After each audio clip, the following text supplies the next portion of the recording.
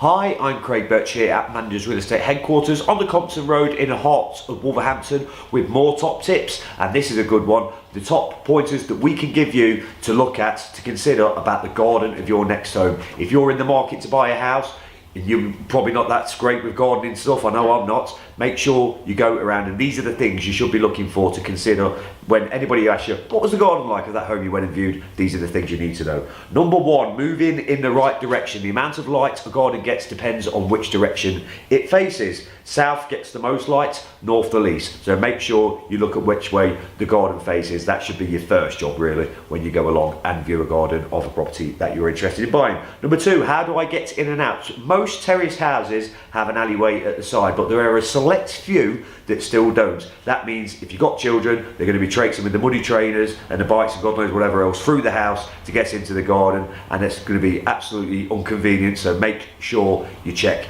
the access to the garden in and out of there. Number three, protection and problems. There are certain trees that are protected, there are certain plants that are protected, and there are certain plants that can cause a lot of damage to your garden. Japanese knotweed is the most serial of offenders in this area, so make sure that's all checked out, and check that if you're going to get rid of any trees in the garden, if it's a particularly big garden, they may be protected by a tree preservation order, so just make sure everything is above board before you do any additional work to that as well. Number four, the cost of a makeover. Makeovers are very expensive inside and outside the house. To get a garden or to get new garden in there, you know, any sort of paving you want, it can cost quite a lot of money, so do factor that into your purchase.